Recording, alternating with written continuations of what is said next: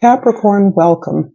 This is Regina from Pacific Tarot getting ready to do your new moon in Scorpio meditation. New moon in Scorpio will occur on the 13th of November.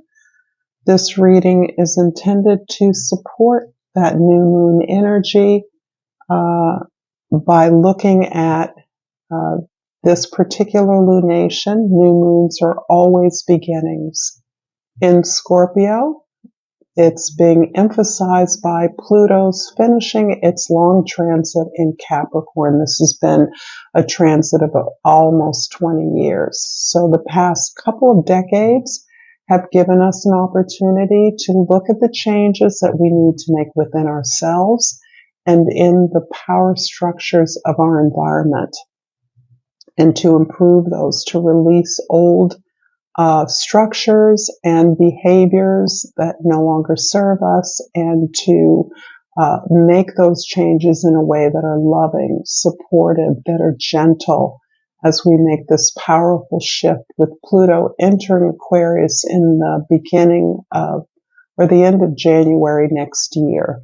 So I have laid out the Crow Tarot. I'll clarify with the Tarot of the Divine and finish off with a couple of oracle cards and ask you to like this video, share this with someone who may find it useful. Comment below. I enjoy reading your thoughts, and subscribe to my channel, Pacific Tarot. Let's get started, Capricorn, with your overall energy for this reading.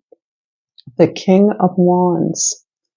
This is you feeling incredibly empowered, feeling confident, feeling impassioned, bolded by your passions, and really very much understanding that you are pursuing your talents in a way that is going to benefit people at large, the larger society, the larger world. You want to make it contribute to the improvement in the world, to the connection between people that may feel or seem different, but are actually joined together through their desire to be authentic, their desire to dispense with the illusions that are engendered by our power structures, our conventions, our norms, that in many ways no longer serve others, but you're confident in your talent, in your skills and energy. In the position of the moon, we have the High Priestess, and she is beautiful here. This is you really having the opportunity to tap deeply into your former experiences in this life that have informed your self-knowledge, that have given you an understanding that you have gained the wisdom of self-knowledge, and you're now understanding the ways that this taps you into a power that you've always had, that you perhaps are now growing into in a way that has not been apparent to you in the past. Speaking as a sun in Capricorn, the perception is often of either a captain of industry or of somebody who works hard for the benefit of others and is largely ignored, is not seen or heard in an obvious way. So those may seem like very drastic examples.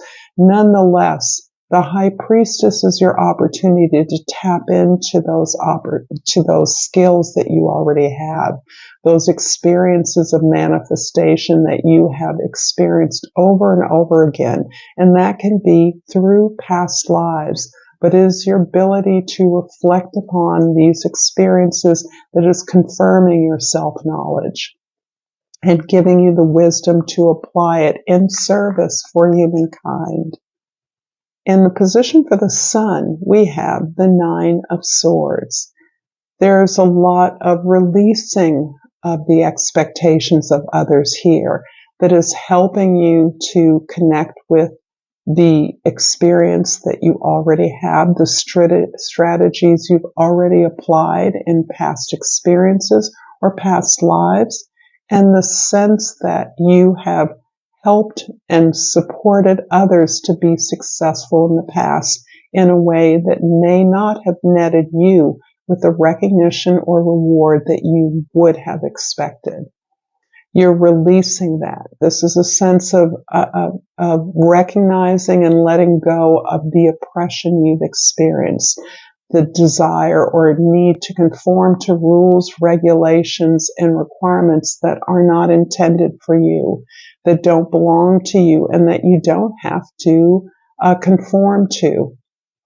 You are releasing yourself from these old beliefs, these illusions I mentioned earlier, that someone else holds the power that will see that to you. And you're now letting go of this so that you can make way for pulling in the resources, the knowledge, and the skills that you already have. In the present, we have the Two of Swords, and this is bringing to mind an actual decision or opportunity that you recognize that you have. It feels like a crossroads. It feels like you're very much tied up to and having difficulty looking at something that is very close to you. Perhaps it has to do with your family, your relationships, intimate relationships, or a way that you have behaved, believed would benefit you, that you are now seeing, you're having difficulty seeing that it is in fact not in your best interest. The key here is to gain the information you need about the choice you feel compelled to make. And that as you take off the blindfolds and look at the context of your choices, you will see that you have innumerable opportunities. It is not finite. However, you are turning away from a sense of obligation to others that is not shared or does not benefit you. You're moving towards a new belief, setting up a belief that will empower you, not obligate you to goals and things that you don't desire or are not aligned with. In the past, we have the Judgment card, and this is making so much of this difficulty, this challenge, this releasing of illusions clear, because in many ways you've heard the call. You understand your purpose in being here. You're understanding that you were really built to exercise this service, this purpose or mission that you're now realizing has always been there. Perhaps your support of others in finding their success has been part of your realization that you were practicing for the success which you now have the tools to grasp.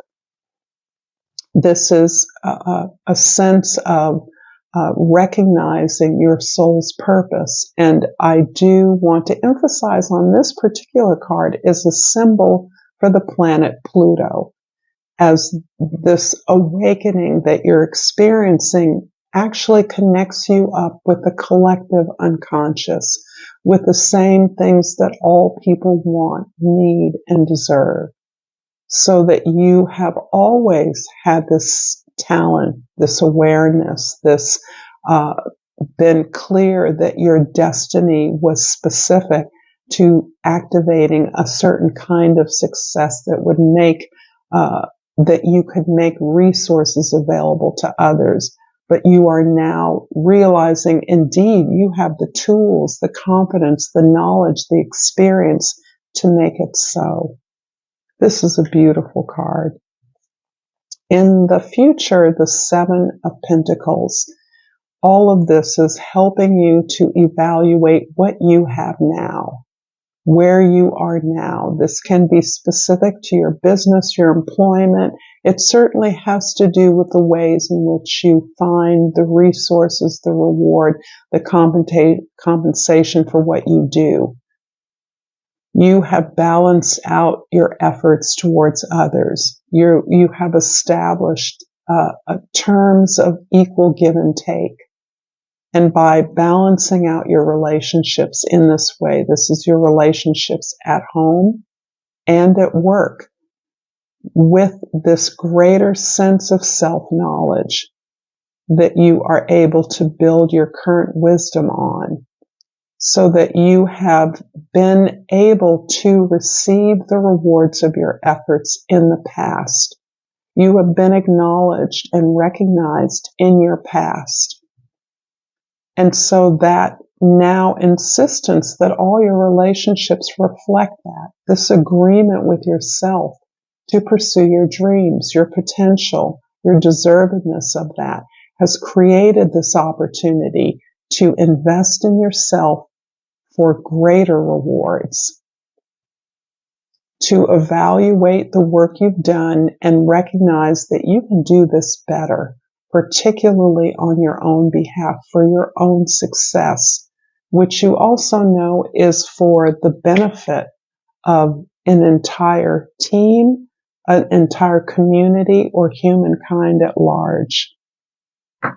I'm going to clarify the Two of Swords here with the Four of Wands and the Three of Coins. Yeah. You're building a home and you're building a new business. You're creating a new business quite possibly out of work that you have done all along. You're choosing collaborators. You're no longer invested in a hierarchical model of success that you have labored under or labored for in the past.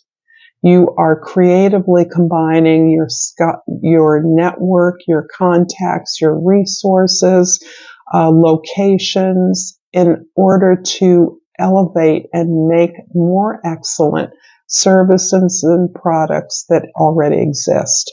This is about a team that joins together not only to create something of value and beauty and worth, but also celebrates the ability of others to grow and learn in this enterprise, so that you're creating through this new business, this new department, this new project, an opportunity for others to grow. And this is, again, what is undermining a traditional hierarchy.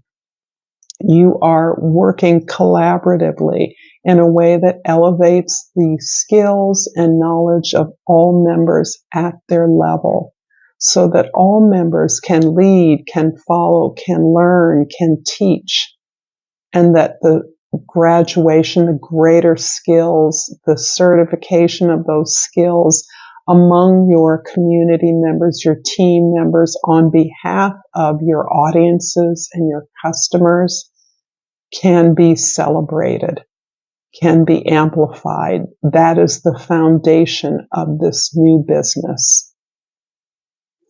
I want to remind you that you can like, share, comment, and subscribe to my channel, as I have jumped out a divine crystal oracle and I pulled the amethyst. Trust your intuition. And what was stuck underneath that, I'm going to read also the Amazonite. Loosen your grip. I love this. They both feel very relevant to what it is that you are building now, based on the experiences and skills you already have. And I'm pulling a language of flowers as a little additional support, and I pulled the agapanthus, or for me, the lily of the Nile. And the key words are words of love. Speak with your heart.